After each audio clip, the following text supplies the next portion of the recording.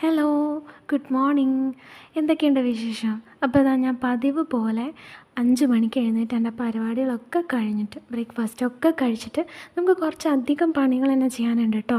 നമുക്ക് കുറച്ച് വിത്തുകളൊക്കെ പാകാനുണ്ട്.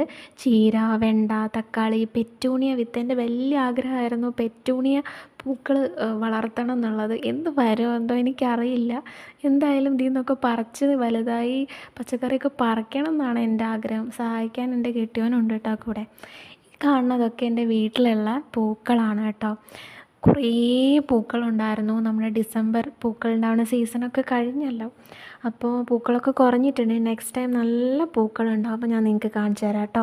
നന്നായിട്ട് പൂക്കളുണ്ടായിരുന്നു, ഒക്കെ പോയി. ഈ കാണുന്ന ഫ്ലവർ ഷോന് പോയപ്പോഴാണ് കേട്ടോ നമ്മൾ ഈ ചീരവിത്തുകളെല്ലാം വാങ്ങിയിട്ടുണ്ടായിരുന്നത്. അത് കഴിഞ്ഞ് നമ്മൾ നല്ല ഷവായൊക്കെ നല്ല അടിപൊളി ടേസ്റ്റായിരുന്നു. ഷവായൊക്കെ കഴിച്ച് വീട്ടിലേക്ക് സ്ഥലം വിട്ടു.